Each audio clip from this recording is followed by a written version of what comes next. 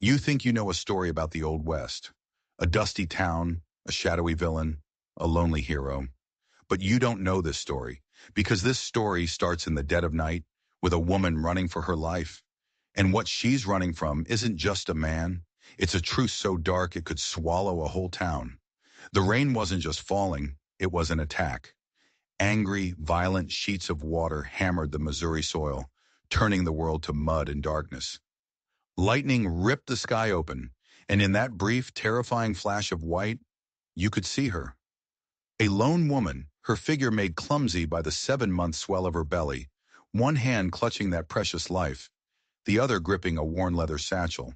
Her name was Catherine Sullivan, Kate. She was 32 years old, a widow and utterly alone, except for the beast. Racing beside her, a massive shadow against the storm, was Ranger. He wasn't just a dog. He was more wolf than anything else. A silent, powerful creature with intelligent amber eyes that missed nothing. Her sodden dress was a second skin of mud, her chestnut hair a mess of dripping tendrils around a face pale with fear and exhaustion. Another flash of lightning. There, up ahead, a skeletal finger pointing at the raging heavens. An abandoned church. "There, Ranger!" she gasped, her breath tearing from her lungs. "Shelter!" The great wolf dog surged ahead, understanding her even when she could barely speak. He reached the weathered church doors, his massive paws scraping at the rotting wood. He was a force of nature in his own right, but the door was stubborn. Kate slammed into it with the last ounce of her strength, her shoulders screaming in protest. The doors groaned, whined, and finally gave way, opening into a blackness that smelled of damp earth and forgotten things. It was a sanctuary of ruin. Broken pews lay scattered like bones. Rain poured through gaping holes in the roof, forming dark, shimmering pools on the warped floor. At the far end, a single stained glass window remained miraculously intact, a shepherd watching over his flock with serene painted eyes. Kate stumbled to a dry-looking pew, and her legs just gave out. She collapsed, her body trembling uncontrollably. But Ranger wasn't resting. He circled the entire church, nose to the ground, the hackles on his back slightly raised. He sniffed every shadow, every corner, every fallen piece of wood. Only when he was satisfied did he return to her side, nudging her hand with his wet nose and letting out a soft whine. "Are we safe, Thomas?" she whispered, her voice cracking. It was a habit she couldn't break, talking to the dog as if he were her late husband. Ranger didn't offer comfort. He let out a low, guttural growl, his gaze fixed on the darkness beyond the broken windows. They were not safe, not even close. Kate closed her eyes, her hand resting on her belly. The baby kicked, a tiny, fierce reminder of what she was fighting for. How had it come to this? A pregnant widow running for her life in the middle of a biblical storm. The answer, like all answers, was in the past. Just 1 week ago. 1 week ago, Kate Sullivan had stepped off a stagecoach into the deceptively peaceful town of Riverwood, Missouri. She had nothing but a trunk, a satchel, and the loyal beast at her side. She thought she was looking for a fresh start, a place to build the school she and Thomas had dreamed of. She was wrong. She wasn't starting something new. She was walking into the end of someone else's story, and she had no idea it was a story written in blood. The stagecoach rattled to a stop, the air thick with the smell of fresh-cut lumber and damp earth. Riverwood. It was a town caught between yesterday and tomorrow. Weathered storefronts stood beside the skeletons of new construction, the sound of hammers a constant, optimistic rhythm. "Riverwood, ma'am," the driver announced, offering a calloused hand. "Mind your step." Kate emerged, one hand on her aching back, the other clutching a small, leather-bound journal. From the baggage compartment, a low whine escalated into an impatient bark. "Yes, I'm getting you out, you beast," she said, a hint of a smile touching her tired face. The driver eyed the crate. "That animal gonna be trouble, ma'am?" "Only to those who deserve it," Kate replied, her voice quiet but firm. When the crate was opened, Ranger emerged not with a bound, but with a dignified caution. He was immense. His head easily reached Kate's waist, his powerful shoulders rippling with muscle. Passers-by stopped dead in their tracks. Mothers pulled their children closer. Men sized up the animal with a mix of awe and fear. This was no farm dog. This was a creature of the wild, barely tamed. "You'll be wanting the boarding house," the driver said, pointing. "Mrs. Whitaker's. Only place that'll take a dog that size, most likely." But Mrs. Whitaker, a woman with eyes as sharp and unforgiving as broken glass, took one look at Ranger and shook her head. "We don't take animals." Her gaze then dropped to Kate's swollen belly. "Husband joining you later?" "My husband passed away 6 months ago," Kate said evenly. "I'm here to establish a school." A flicker of something, pity, interest, crossed the woman's face. "A school? That's Mr. Morgan's project. Victor Morgan. Owns the bank, owns half the town. Finally getting it built now that the railroad's coming through." The news was a small, sharp blow. Thomas had never mentioned a Morgan or a school already in the works. His journals, his feverish last words had spoken only of Riverwood and an ally in the wilderness. Someone who understood what they were fighting for. "You won't be staying here with that beast," Mrs. Whitaker repeated, though her tone was a fraction softer. "Try Jacob Miller's place, edge of town. He's got a cabin for rent. Might not mind the dog." Then she added a piece of unsolicited advice. "Riverwood ain't St. Louis, dearie. Folks here have long memories and strong opinions about women who don't fit the usual mold." The words were a warning Kate didn't yet understand. As she and Ranger walked toward the edge of town, the stares followed them. Whispers trailed in their wake. She felt like an actress on a stage, every move scrutinized. They were passing the general store when a deep, smooth voice called out, "Mrs. Sullivan?" She turned. The man was tall, impeccably dressed, with silver threading his dark hair. He carried himself with the easy confidence of a man who owned the ground he stood on. It was Victor Morgan. "I've been expecting you," he said, his smile warm, but his eyes were cold, calculating. Ranger's hackles rose. It was almost imperceptible, but Kate felt the tension in the animal beside her. She placed a calming hand on his head. "Expecting me?" "Your husband's reputation preceded him," Morgan said smoothly. "A great man, a visionary. I share his belief in education. In fact, I've just donated the land for Riverwood's first proper schoolhouse." He gestured to a cleared plot down the street. "Perhaps you'd consider taking the position of schoolmistress." It was a generous offer. Too generous. "That's very kind," Kate said, choosing her words carefully. "But I had planned to establish an independent school, one that would welcome all children." The smile on Morgan's face tightened. Just for a second. The mask slipped, revealing a flicker of annoyance before it was firmly back in place. "Progressive ideas, admirable. We should discuss it further once you're settled." He glanced at Ranger, who met his gaze with an unwavering amber stare. He reached down as if to pat the dog's head. Ranger didn't move. He didn't make a sound, but he lifted his lip just enough to reveal the tip of a long, white canine. Morgan withdrew his hand with a small, forced chuckle. "Protective fellow." "Very," Kate said. As Morgan walked away, Kate couldn't shake the feeling she'd just been sized up. Weighed, measured, and assessed as a threat. Ranger clearly felt it too. "Good boy," she murmured. "You see it too, don't you?" Jacob Miller's cabin was small but sound, tucked away at the edge of the woods. Miller, a weathered man of few words, seemed more comfortable with animals than people. He took one look at Ranger and nodded. "Good to have protection out here." He didn't ask about her husband. He didn't ask about the baby. He just took her money and left her to it. That night, with Ranger sleeping on the braided rug before a crackling fire, Kate finally felt a sliver of peace. She opened Thomas's journal, the familiar loops and swirls of his handwriting, a comforting presence in the strange new quiet. She read his last entries aloud, a habit she'd formed in the lonely months since his death. "Riverwood holds the key. The patterns of corruption here mirror what we found in Jefferson County. Land acquisition through questionable foreclosures, all centered around the bank. My contact believes evidence exists that could expose the entire operation, but gathering it will be dangerous."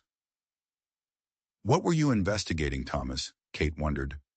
"And who was your contact?" Ranger lifted his head, His ears perked, as if he too were listening. Outside, the wind whispered through the trees. A shiver traced its way down Kate's spine. That night she dreamed. It was a nightmare, vivid and terrifying. A man, his face bruised and bloodied, was being dragged through the mud in a torrential downpour. Two figures hauled him by the arms toward a wooden platform. It was an auction block. The man's eyes were a startling, defiant blue. She woke with a gasp, her nightgown soaked in sweat. Ranger was standing by her bed, whining softly, his cold nose pressed against her hand. "Just a dream," she whispered, stroking his thick fur. But it wasn't. She knew it in her bones. Thomas had always said she had a gift, a sensitivity to things others couldn't see. He called it a profound connection to the invisible threads that bind us all. Society called it madness, especially in a woman. The dream came again the next night, and the next, each time more vivid, more real. The blue-eyed man's face was becoming as familiar to her as her own. On her fourth night in Riverwood, the dream was different. The man was being dragged. The rain was falling, but this time there was sound. A single word, torn from his throat like a prayer or a curse. "Father." Kate woke up shaking, but this time Ranger wasn't by her bed. He was at the window, hackles raised, a low growl rumbling in his chest as he stared into the blackness outside. "What is it, boy?" she whispered, joining him. The yard was bathed in moonlight. Nothing moved. And yet, Ranger's growl deepened, his eyes fixed on the shadows beneath a large oak tree at the edge of the property.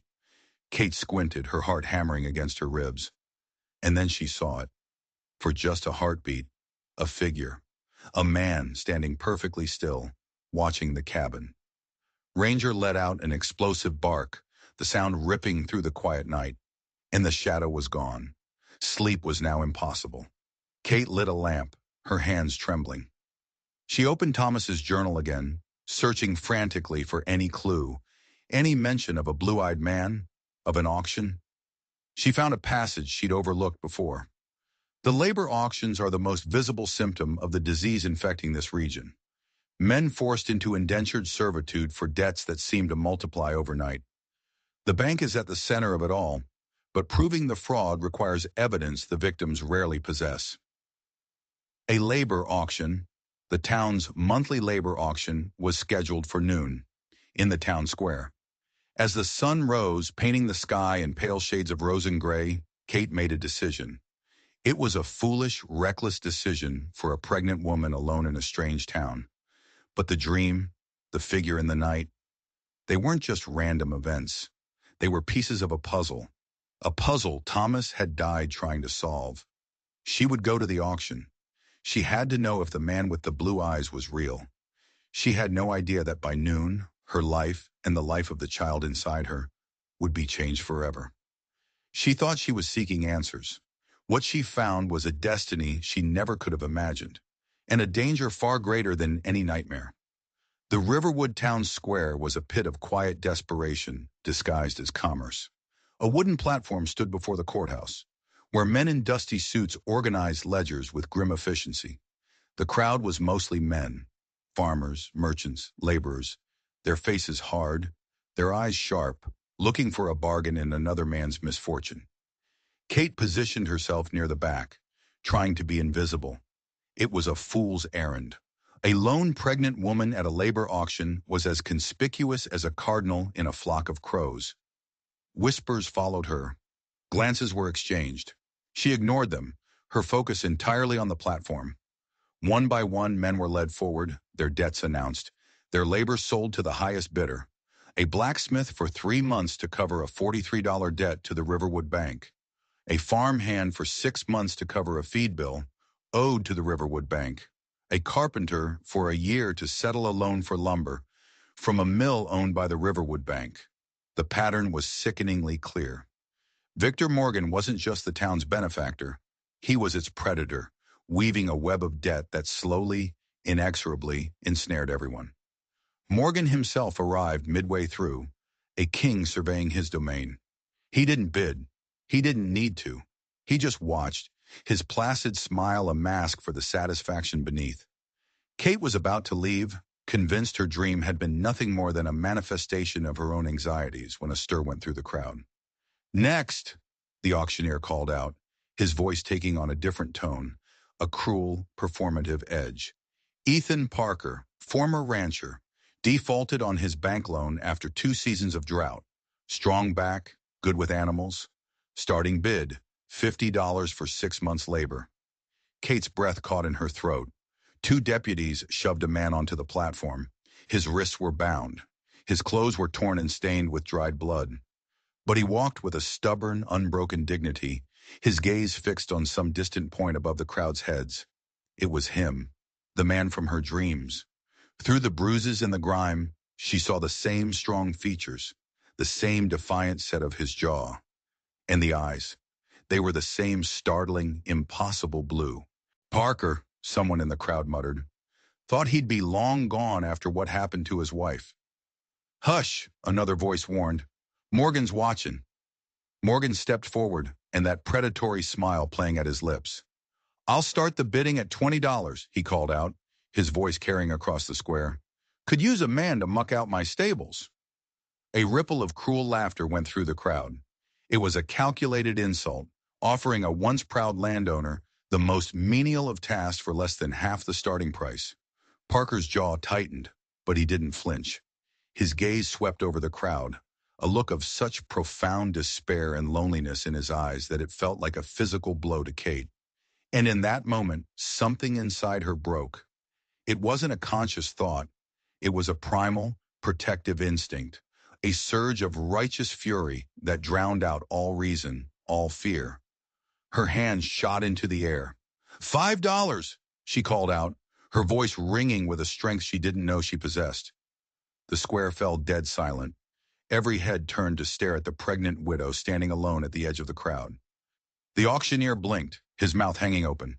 "Ma'am, the starting bid is $50. $5, Kate repeated, her gaze locking with Ethan Parker's.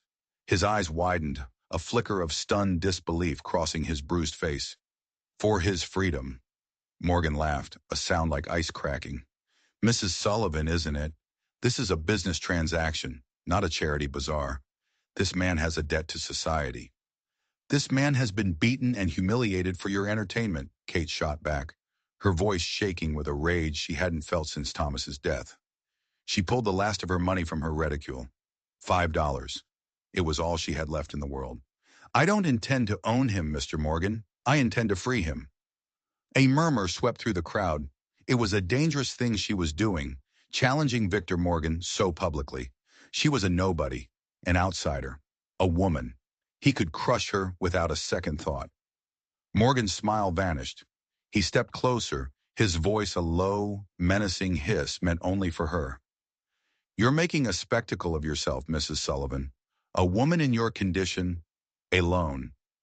Do you really want to draw this kind of attention?" The threat was unmistakable. Ruin her. Drive her out. Or worse. Kate lifted her chin, meeting his cold gaze without flinching. "I believe this is a public auction, Mr. Morgan. Anyone may bid." For a terrifying second, she saw the mask drop completely. She saw the raw, naked fury in his eyes, the violent impulse he barely kept in check. Then just as quickly, it was gone, replaced by a tight, thin smile. "By all means, we're yours, Fondon," he said, stepping back. $5 for the famous Ethan Parker. A bargain. He swept his arm out in a mocking gesture. "Going once, going twice, sold to the charitable Mrs. Sullivan for $5. As the auctioneer took her money, the last of her savings, a wave of terror and triumph washed over Kate. What had she just done? How could she possibly feed another mouth when she could barely feed herself? But then they brought Ethan Parker down from the platform, and as they cut the ropes from his raw wrists, he looked at her, and in his eyes she saw a flicker of something she hadn't seen before. Not just disbelief, not just gratitude. It was hope. "Ma'am," he said, his voice rough from disuse, "I don't know why you did that, but I thank you." Up close he looked worse. A split lip, a darkening bruise on his cheekbone. He held himself carefully, as if protecting broken ribs. "I have a cabin," Kate said simply.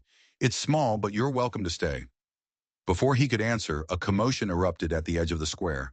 A massive black shape burst through the crowd, sending people scattering in alarm. "Ranger!" Kate gasped. The wolf dog bounded toward her, ignoring the shouts and curses. He skidded to a halt, panting, and then his gaze locked on Ethan Parker. And the most incredible thing happened. The dog's entire demeanor changed. The tension left his body.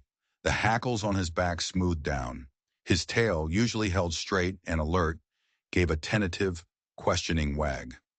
Ethan stared at the dog, his bruised face a mask of shock. "Grace?" he whispered, then shook his head as if to clear it. "No, that's impossible." Ranger whined softly, a sound of profound, bewildered recognition. He moved forward and nudged Ethan's hand. The man stood frozen, his blue eyes haunted by a ghost Kate couldn't see. "You know my dog?" she asked, completely bewildered.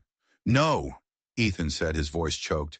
He reminds me of one I used to have, a lifetime ago." Morgan appeared at their side, his face a thundercloud of controlled fury. "That animal should be leashed or shot, running loose, terrorizing decent folk." Ranger didn't hesitate. He moved, placing his body squarely between Morgan and Kate, and a low growl rumbled deep in his chest. The banker took an involuntary step back. "He's protecting his mistress," Ethan observed, a hint of satisfaction in his voice. "Good dog." Morgan's eyes narrowed into slits. "You would do well to remember your place, Parker. Your debt has merely changed hands. It hasn't disappeared." He turned his cold gaze back to Kate. "I hope you know what you're doing, Mrs. Sullivan.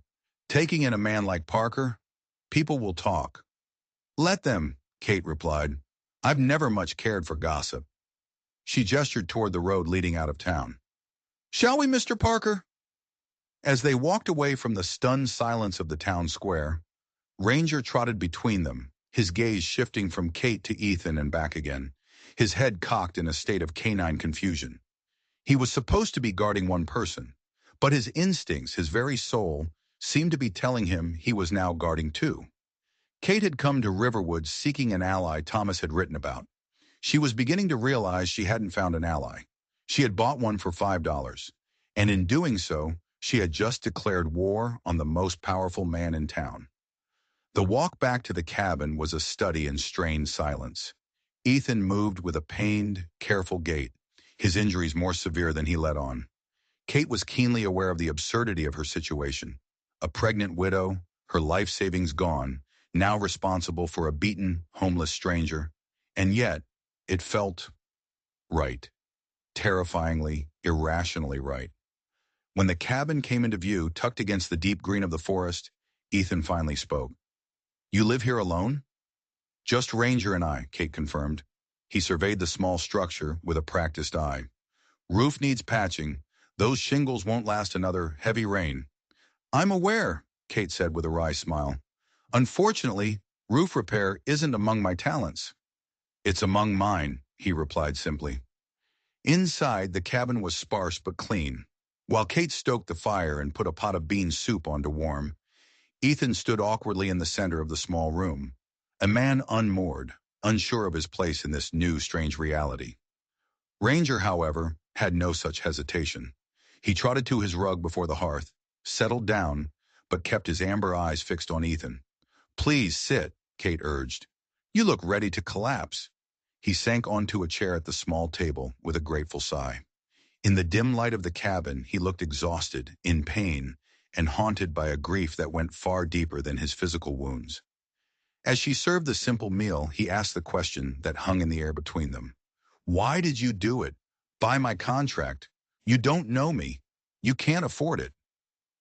Kate had been dreading the question, knowing how insane the truth would sound. But after months of polite society and veiled conversations, his directness was a relief. "I dreamed about you," she admitted, the words tumbling out. 3 nights in a row. I saw you being dragged through the rain to that auction block. It was so vivid. When I saw you there today, I couldn't just stand by." His skepticism was plain on his face, but as she spoke, it slowly morphed into a look of stunned confusion. "You dreamed about me before today?" I can't explain it, she said, shaking her head. My husband, he believed some people are more sensitive to connections, things others can't see. A shadow passed over his face. My wife, Hannah, she used to have dreams like that, he said quietly, his gaze dropping to his bowl. She called them messages, warnings. He was silent for a long moment. To Kate's surprise, he broke off a piece of his cornbread and offered it to Ranger, who accepted it with a gentle, deliberate care that was at odds with his fearsome appearance. He likes you, Kate observed. That's unusual. He's suspicious of everyone. As I said, Ethan replied, his voice catching slightly on a name. He reminds me of a dog I once had. Grace. She disappeared the day she died. I'm sorry about your wife, Kate said softly. His expression closed down, a wall slamming into place. He wasn't ready to talk about it. She understood. Grief was a private, ragged country. You should rest, she said, changing the subject. The bedroom is through there. I'll sleep out here, he interrupted firmly. By the fire. I'm not taking your bed, Mrs. Sullivan. Kate, she corrected him gently. Kate, he acknowledged with a slight nod. And I'm Ethan. Later, after he'd washed and changed into a spare set of Thomas's clothes, a little tight across his broad shoulders, he sat by the fire, staring into the flames. Ranger, instead of staying by Kate's bed as he usually did, padded over and lay down beside Ethan, letting out a soft sigh as if a long-lost friend had finally come home. Lying in her own bed, listening to the quiet sounds of the two of them settling by the fire, Kate wondered at the strange, sharp turn her life had taken. She had followed her dead husband's cryptic words to this town, seeking a purpose. Instead, she had found a man from her nightmares, a man whose sorrow seemed to echo her own, and a dog who seemed to recognize him from another life. What are you trying to show me, Thomas? She whispered into the darkness. What am I meant to understand? No answer came, but as she drifted off to sleep, she felt a profound, unshakable certainty. Her journey and Ethan Parker's were now intertwined, and whatever secrets Riverwood held, they were going to have to uncover them together. Whether they survived the discovery was another question entirely. Morning brought a fragile, unspoken truce to the cabin. Ethan was up before dawn, the steady thump chunk of an axe splitting firewood, a strangely comforting sound. It had been so long since a man's presence had filled her home. Ranger shadowed his every move, a loyal black wolf guarding a long-lost pack member. The dog's devotion to Ethan was absolute, a mystery that defied all logic. After a breakfast of porridge, eaten in a silence that was more comfortable than strained, Ethan climbed onto the roof to inspect the damage. He moved with a surprising agility, his body already beginning to heal. Worse than I thought, he called down. At least a dozen shingles gone. There's water damage to the supports in that corner. Can it be fixed? Kate asked, shielding her eyes from the sun. He made his way back to the edge, looking down at her. His expression was unreadable. Anything can be fixed. The question is whether it's worth the effort. He wasn't talking about the cabin. Before she could respond, the sound of an approaching buggy drew their attention. It was Dr. Solomon Grant, the elderly black physician who had visited her days before. He was a pillar of the community, respected and, from what Kate could tell, one of the few people not directly in Victor Morgan's pocket. Ethan immediately tensed. You expecting company? He checked on me a few days ago, Kate explained. He was kind. Kindness is a rare currency in this town, Ethan observed, his tone suspicious as he climbed down from the roof. He positioned himself near Kate as the doctor's buggy pulled up, a silent, protective stance that did not go unnoticed. Mrs. Sullivan, the doctor greeted warmly, his intelligent eyes taking in the scene. Then his gaze fell on Ethan. And Mr. Parker, I see the town's gossip was accurate for once. He studied Ethan's bruised face with a professional eye. Those injuries need proper attention. Ribs, too, I'd wager. I've had worse, Ethan said stiffly. No doubt, the doctor replied, turning back to Kate. I brought some supplies, eggs, flour, and more of that herbal tea. You're too generous, doctor, Kate said, genuinely touched. Nonsense, he corrected. Consider it an investment in Riverwood's future schoolmistress. As they unloaded the supplies, he spoke quietly to Kate, out of Ethan's earshot. You've stirred up a hornet's nest, taking in Parker. Morgan is not pleased. Morgan doesn't dictate my actions. Perhaps not, the doctor said, his eyes grave. But he influences everyone else's. Be careful, Mrs. Sullivan. Parker has powerful enemies. Because of his wife's death? Kate guessed. Dr. Grant's gaze sharpened. He told you about Hannah? Only that she died a year ago. The doctor hesitated, then seemed to come to a decision. Hannah Parker was no ordinary rancher's wife, he said in a low voice. She was educated, observant, and she was asking difficult questions about certain irregularities. At the bank, a chill traced its way down Kate's spine. Thomas's journal, Hannah's questions, it was all connected. What happened to her? Officially, a tragic accident, a fall from Lookout Ridge while gathering herbs. The doctor's expression made it clear he didn't believe the official story for a second. Shortly after her death, Parker's ranch fell into foreclosure. An accounting error at the bank, they said. When he protested, he was beaten and his property was seized. The man you bought at the auction is a shadow of who he once was. And no one stood up for him? Judge Harmon began an inquiry, Dr. Grant said grimly. 3 months ago, he disappeared while traveling to the territorial capital. His horse returned. He did not. The implications were terrifying. Intimidation, theft, and very likely, murder. Victor Morgan wasn't just a predator. He was a monster wearing a gentleman's suit. Why are you telling me this, doctor? Kate asked, her voice barely a whisper. Dr. Grant's gaze was steady and unwavering. Because you remind me of Hannah. She also came here with dreams of making this a better place. And because, he glanced at her pregnant belly, some things are worth fighting for. But know this, the truth you're seeking comes at a terrible price. With that cryptic warning, he departed, leaving Kate with a sense of dread that was as heavy and oppressive as the summer air. Later that day, Ethan returned from Miller's farm with a stack of borrowed shingles and tools. By sunset, he had patched the worst of the roof. As they shared a meal enhanced by the doctor's provisions, the fragile peace was shattered by a sudden, frantic noise outside. Ranger shot to his feet, a deep growl rumbling in his chest. Ethan grabbed the rifle that hung over the fireplace, moving to the window with a fluid grace that belied his injuries. Someone's out there, he said quietly. Kate joined him, her heart pounding. In the gathering dusk, she saw him, the same figure from the other night, a man standing at the edge of the trees watching them.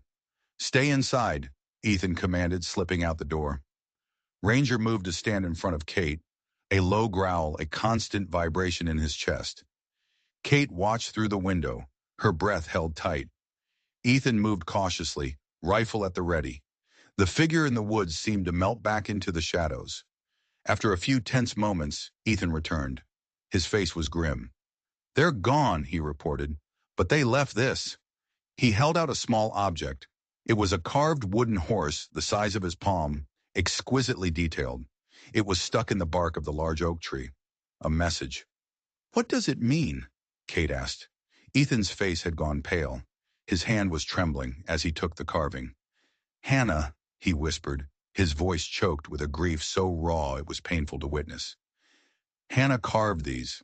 It was her hobby, her art. He looked up at Kate, his blue eyes filled with a storm of confusion and pain. I've never seen this one before, but the style, it's hers. It's unmistakably hers. But Hannah's been dead for a year, Kate said, the words feeling hollow and inadequate. Who would leave this? And why now? Ranger approached, sniffing the wooden horse with an intense, whining interest. He looked from the carving to Ethan, his amber eyes filled with a near-human expression of bewilderment. I don't know, Ethan said, his voice dropping to a whisper, but I intend to find out. As he spoke, thunder rumbled in the distance. The first storm of spring was rolling in, and it carried with it a sense of impending doom that settled over the small cabin like a shroud. The carved horse wasn't just a clue. It was an omen, a message from the dead, and it was only the beginning. The storm gathered strength all night, a restless, brooding presence. Sleep offered no escape. Ethan sat by the cold hearth, turning the small wooden horse over and over in his hands, a man haunted by a ghost's gift. Kate lay awake, listening to the wind, her mind racing, trying to connect the impossible threads. A dream, a dog, a carving. By morning, the tension in the cabin was a palpable thing. It could have been one she sold, Kate suggested gently, breaking the long silence. Someone could have bought it at the general store before she died. Possible, Ethan conceded, his eyes never leaving the carving. But why leave it at our door? Now? And how did they even know we were here? The we slipped out so naturally, a small unconscious tethering of their fates. Kate decided it was time. She had to share what she knew. Dr. Grant said Hannah was asking questions about the bank, that she was educated, observant. Ethan's head snapped up, his blue eyes sharp and focused. Hannah was a teacher before we married, kept the ranch's accounts herself. She was the first to notice when our loan payments weren't being credited properly, when interest rates were changed without notice. Just like Thomas described in his journal, Kate murmured. What journal? Kate retrieved the leather-bound book from her trunk. It felt like a monumental step, sharing this last piece of her husband with this stranger who was rapidly becoming something else. Thomas kept detailed notes of his investigation. He wrote about the exact same patterns of fraud you're describing. Ethan took the journal with a reverence that touched her. He scanned the neat script, his brow furrowed in concentration. His finger stopped on a passage. My contact in Riverwood confirms similar practices there, centered around the bank. Evidence exists, but gathering it without arousing suspicion grows more difficult. I believe he is close to securing a red ledger that contains all the proof we need. A red ledger, Ethan breathed. Hannah mentioned something similar. A book where Morgan kept his real records hidden away. He looked up, a fire igniting in his eyes. They were investigating the same thing, from different directions. They had to have known each other. Thomas only ever mentioned an ally, Kate said. He was so cautious. Hannah was secretive too, Ethan recalled, especially after the first warning. Warning? Morgan came to the ranch, offered to forgive our entire debt if Hannah would sign the property over to a corporation he represented. When she refused, he told her to consider the consequences. 3 weeks later, she was dead. The cold-blooded threat hung in the air between them. Before either could speak, Ranger shot up, his ears perked. A moment later, they heard the rattle of an approaching wagon. Not the doctor's buggy, something larger. It was Pete Malloy, the town's handyman, his weathered face etched with anxiety. He pulled his wagon into the yard, his eyes darting nervously toward the woods. Got something here for you, Parker? He said, his voice low and rushed. The wagon was piled high with furniture, trunks, and bundles of clothing. A life, disassembled and discarded. Ethan's face drained of color as he approached. Where did you get this? Morgan had it stored in a warehouse, Pete explained, unable to meet his eyes. Told me to take it to the dump and burn it. Said it was clutter. These are our things, Ethan said, his voice cracking. From the ranch. Our personal belongings. Ranger pushed past him, whining, pawing insistently at a small, leather-bound trunk. I know, Parker, Pete said, shame and regret in his voice. That's why I brought him here. Didn't seem right. Burning a family's memories. As they unloaded the salvaged pieces of his past, each item was a fresh wound for Ethan. A rocking chair. Hannah's, he murmured, tracing the worn armrest. She'd sit here in the evenings, carving those horses. A quilt she had made, books with her notes in the margins. When they finally brought the small trunk inside, the one Ranger had been so frantic about, Ethan opened it to reveal Hannah's personal effects. Combs, a silverback mirror, letters tied with ribbon. Her mother's Bible should be here, he said, his hands sorting carefully through the contents. He found it at the bottom, wrapped in flannel. As he lifted the worn leather-bound book, a folded piece of paper slipped from between its pages. A letter. As Ethan read, his hands began to tremble. His face went ashen. My God, he whispered. What is it? Kate asked, moving to his side. He handed her the letter. The handwriting was elegant but hurried, the ink smudged in places as if by tears or rain. My dearest Ethan, if you are reading this, then my greatest fears have been realized. I have discovered that Morgan's operation is far more sinister than simple fraud. He is systematically seizing properties along the exact route the railroad plans to take, a route that is still a secret. And worse, surveys have revealed significant gold deposits beneath several of these properties, including our own. I have gathered evidence, copies of altered documents, names, dates. I've hidden it all in my red journal. I have to trust that you, my love, are the only one who will know where to find it. I am meeting Judge Harmon tomorrow at Lookout Ridge. He believes we have enough to request a federal investigation. If something happens to me, with all my heart, Hannah. The letter was dated 3 days before she died.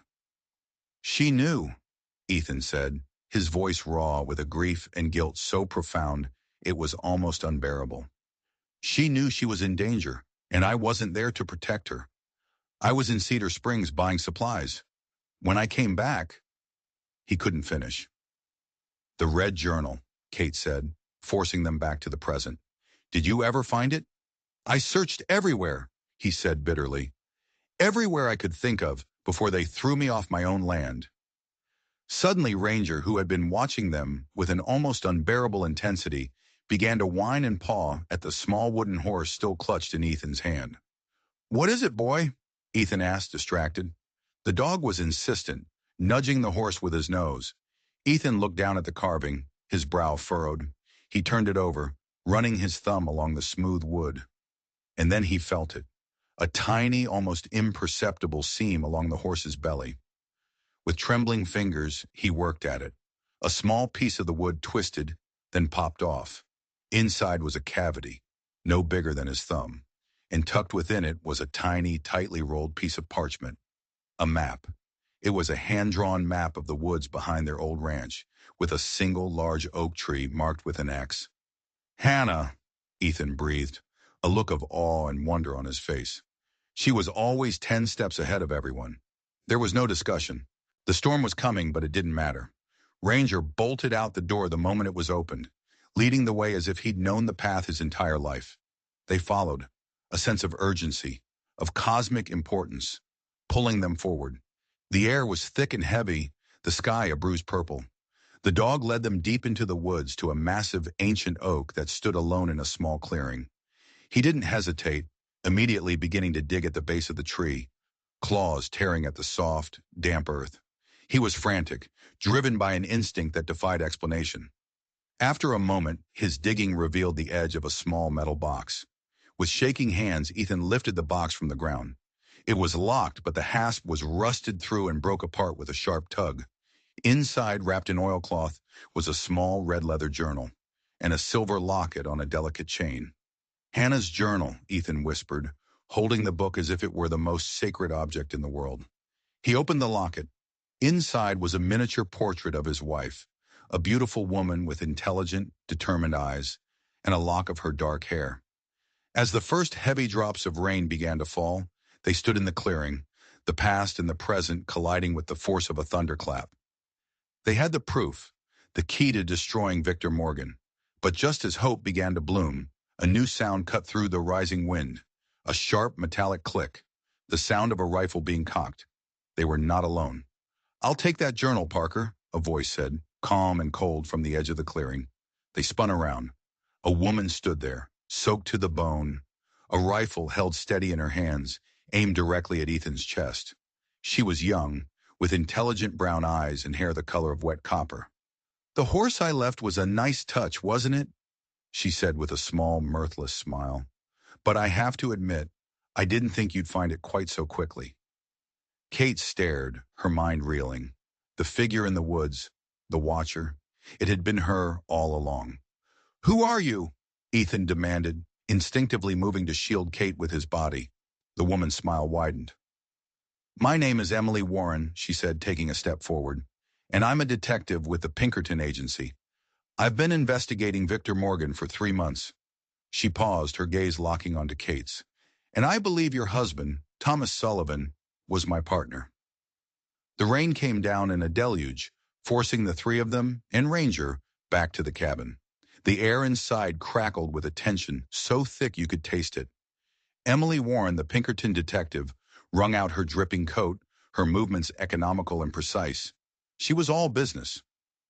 Thomas never mentioned a partner, Kate said, her mind struggling to catch up.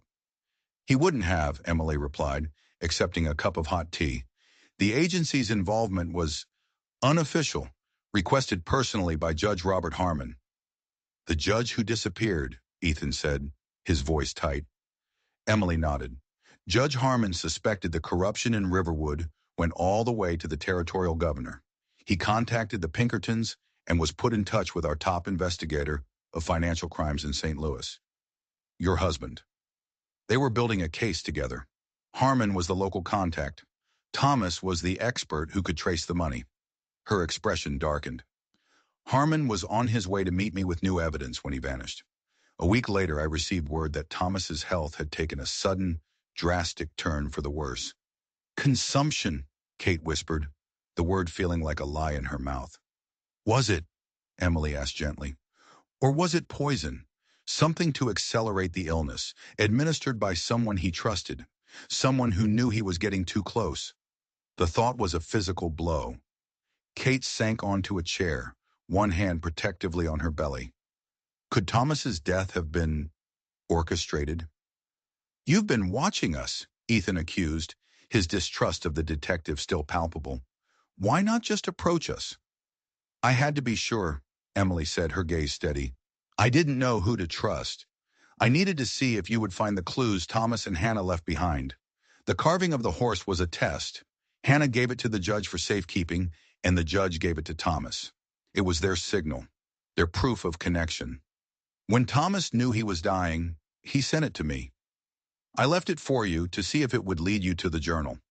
It did, Kate said, gesturing to the red leather book, now lying on the table like a holy relic. They spent the next hour piecing it all together.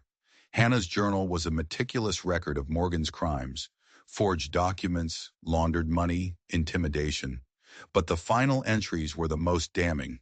Hannah had uncovered the truth about the gold, and that Morgan wasn't acting alone. He was part of a syndicate, Western Development Enterprises, a company with powerful, unnamed partners in the East. This is it, Emily said, her eyes shining with a fierce, triumphant light. This is more than enough to bring in the federal marshals. This will bring down the entire syndicate. She looked at Kate and Ethan, a new respect in her eyes. But it also puts you both in unimaginable danger. If Morgan even suspects you have this. Her words were cut short by a frantic pounding on the door. It was Pete Malloy, his face pale with terror, his horse lathered in sweat. You gotta leave, he gasped, stumbling into the room. Now, Morgan knows. One of the warehouse boys talked. Told him I brought the furniture to you. He's gathering a posse. Says you stole bank documents. He's coming to kill you both and get that journal back. How long do we have? Emily demanded, already moving, her detective instincts taking over. An hour, maybe less, Pete said, wringing his hands. He's got the sheriff with him. They're deputizing half the town. Panic seized Kate. Run? Where could they run? She was 7 months pregnant. Ethan was still injured. We split up, Emily said decisively. It's our only chance. I'll take the journal and make for Cedar Springs. I have a contact there who can get word to the marshals. A few hours head start is all I need. And leave us to face Morgan's posse alone? Ethan challenged. The journal is the priority, Emily shot back. It's bigger than any of us. She's right, Kate said, her voice surprisingly calm. The evidence has to get out. I'm not leaving you, Ethan said, his voice low and fierce, his blue eyes locked on hers. It wasn't a debate, it was a statement of fact. Then there's only one way, Emily said, looking between them, a flicker of understanding in her eyes. You two head for the old mission west of here. It's abandoned. You can hide there. I'll take the horse and the journal. We'll meet there in 2 days with the cavalry. It was a desperate plan, but it was the only one they had. Take Ranger with you, Ethan said suddenly. He'll protect you, and he knows these woods better than anyone. The great dog, as if understanding, padded to Emily's side and looked up at her expectantly. As Emily mounted the horse, the precious journal tucked securely in an oilskin pouch. Kate pressed Hannah's silver locket into her hand. "Keep this safe," she said, a strange premonition washing over her. "It feels important." "I'll guard it with my life," Emily promised. As she galloped away, Ranger loping effortlessly beside her, Kate felt a cold certainty that nothing would go according to plan. "We have to go," Ethan said, helping her onto the pack mule they had used to carry the shingles. He would lead it on foot. They fled the small cabin that had briefly been a sanctuary, plunging into the dark woods just as the first riders of Morgan's posse appeared on the road. The hunt had begun. They were no longer investigators. They were prey. And as they scrambled through the wilderness, the first painful contraction seized Kate's belly, a sharp, terrifying signal. The baby was coming, and so was Victor Morgan. The old mission was a skeleton against the bruised twilight sky. Its adobe walls were crumbling, its bell tower leaning like a tired old man. They stumbled into the nave, the air thick with the dust of forgotten prayers. Ethan barricaded the groaning doors with a broken pew while Kate collapsed, another wave of pain stealing her breath. "How far apart are they?" Ethan asked, his face a mask of concern in the fading light. "Too close," she gasped. They were trapped. The posse was behind them, the baby was coming, and their only hope was a Pinkerton detective who was miles away. As darkness fell, a new storm rolled in, the wind howling through the broken church like a mournful ghost. Ethan managed to build a small fire in the center of the room, the flames casting dancing, monstrous shadows on the walls. "He'll find us," Kate whispered, her body trembling with pain and fear. "Let him come," Ethan said, checking the load on his rifle. There was a grim finality in his voice. He wasn't running anymore. The hours that followed were a blur of agony for Kate. The contractions came faster, harder, a relentless tide pulling her under. Ethan was by her side, his hand a steady anchor in the storm of pain, his voice a low murmur of encouragement. He was no doctor, but he was all she had. In the deepest, darkest hour of the night, when the storm and the pain were at their peak, a sound from outside made them both freeze. A low, familiar whine at the door. Ethan cautiously moved the barricade.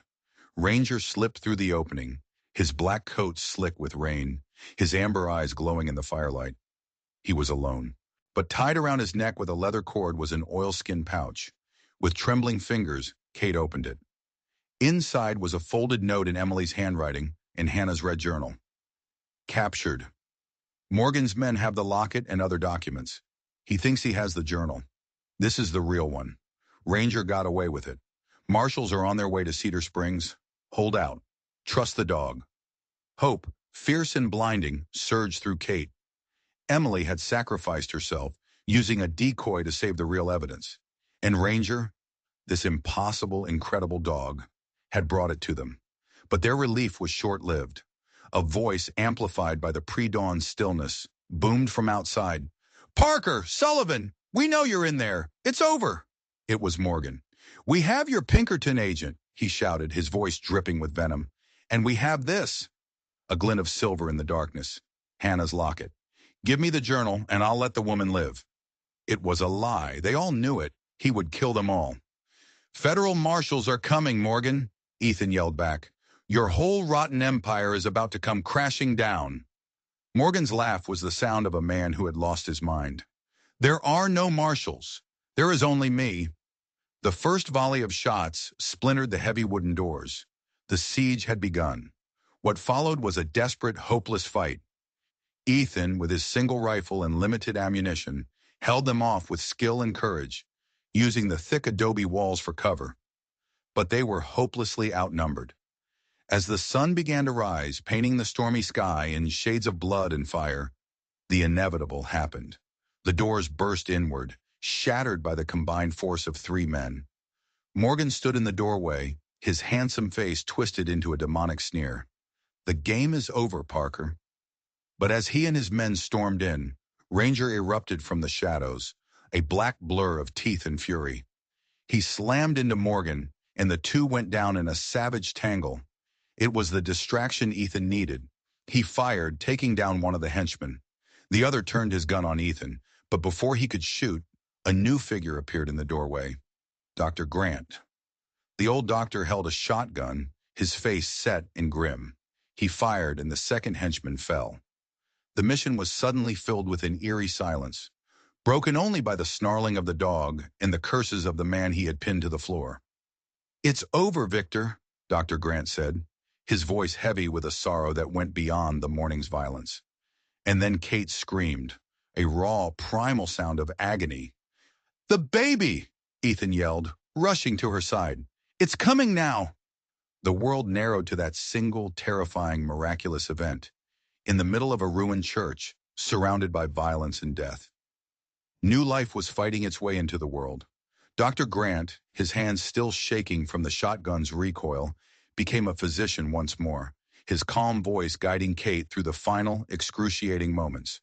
And as Victor Morgan lay bleeding on the floor, subdued by the wolf dog and the arrival of the very real federal marshals who stormed the mission moments later, the first cry of a newborn baby echoed off the ancient walls. A girl. A perfect, healthy baby girl.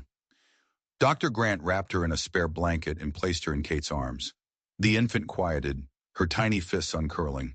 She opened her eyes and stared up at her mother with irises the same impossible, defiant blue as her father's. No, not her father's. They were the same shade of blue as Ethan Parker's. Dr. Grant looked from the baby to Ethan, and then to the red journal lying open on the floor. A page was visible, a page Kate hadn't seen before. It wasn't an entry from Hannah. It was a single sheet of paper tucked inside, written in Thomas's hand. A confession, a final letter to his ally. "Hannah," it began, "I pray this finds you. I am dying. But before I go, you must know the truth I have uncovered. A truth our father, Judge Harmon, confirmed before he disappeared. We are not just allies. We are twins, separated at birth. And the man who has destroyed both our lives, Victor Morgan, he is our half-brother." The world tilted on its axis. Thomas and Hannah, twins. Morgan, their brother. A family tragedy of biblical proportions, a story of greed and blood that had finally reached its terrible, bloody end. Kate looked at the baby in her arms, this tiny miracle with eyes that held the ghosts of a family she would never know. And she looked at Ethan, the man bound to her by fate, by dreams, by a love that was just beginning to bloom in the ruins of their lives. "What will you name her?" Ethan whispered, his voice thick with emotion.